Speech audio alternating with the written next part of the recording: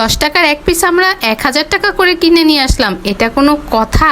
চলুন তো দেখা যাক কি এমন জিনিস আছে এটার মধ্যে। আসসালামু আলাইকুম এভরিওয়ান, সবাই কেমন আছেন? আশা করি যে যেখান থেকে দেখছেন ভিডিওটি ভালো আছেন। তো চলুন তাড়াতাড়ি ঝটপট জানা যাক 1000 টাকা কি করে হলো এই এক পিস আমড়ার দাম। যে বিশাল বিশাল আমড়াগুলো দেখছেন এগুলো হচ্ছে সব ইম্পোর্ট করা ওগান্ডা থেকে। প্রায় 1 বছর যাবত ধরে এই আমড়াগুলো যাচাই বাছাই করে তারপরে ইম্পোর্ট করা হলো। ওগান্ডা থেকে আনা হয়েছে আমড়াটি, তাই যেমন তেমন ভাবে আমড়াটা ছেলা যাবে না। বড় বড় কোদাল বের করবেন, চাবাটি বের করবেন, তারপরে এটাকে কাটতে হবে। প্রথমে কোদাল দিয়ে ছিলে নিবেন, তারপরে চাবাটি দিয়ে পিস পিস করে কেটে নিবেন, ঠিক আমি যেভাবে করব।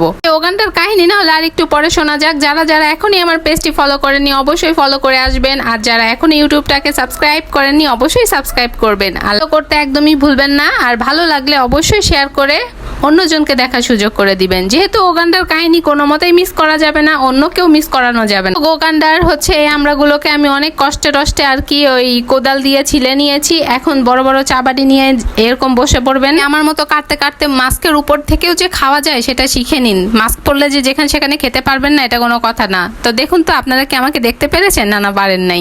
তো এই যে ওগান্ডার এই যে আমড়াগুলোকে কি সুন্দর করে এখন জাকানাকা করে দিচ্ছি দেখুন। তাই যে আমরা 10 টাকা দিয়েই রাস্তায় মামাদের থেকে কিনে খেতে পারি, সেই আমরা নাকি 1000 টাকা এক পিস। এটা কোনো কথা? এটা মানা যায় বলুন তো? এই দেখুন কিসের জন্য এটা 1000 টাকা। একে তো হচ্ছে ওগান্ডার, দ্বিতীয়ত এটা কি কি মিক্স করা হচ্ছে আপনারা ভালো করে দেখে রাখুন।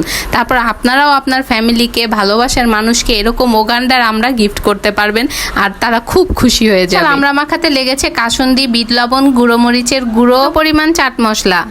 এতটুকুতেই আমাদের এই 10 টাকার আমরা 1000 টাকা হয়ে গেল। তো আজকের এই 1000 টাকার ওগান্ডাবাসীদের আমরা মাখাটা কেমন লাগলো আপনাদের কাছে অবশ্যই জানাবেন কমেন্ট বক্সে। ভিডিওটি কোথায় কেমন লেগেছে জানাতে একদম ভুলবেন না। আমি তো মাখাতে মাখাতে কতবার যে খেয়ে নিয়েছি, আমার খাওয়ার ঢক দেখে আপনারা বুঝে গিয়েছেন এটা যে আসলে কতটা মজার ছিল। এটা তো আমার মনে পড়ে গেল, আরে আমার তো কিছু ওগান্ডাবাসী ফ্রেন্ড সার্কেল আছে, তারা তো আমার ভিডিওটা দেখবে, তাদের তো আবার লোভ লাগবে। তো তার জন্য আপনাদেরকেও একটু দিলাম, আপনারা খেয়ে আজকের মতো বিদায় নিন।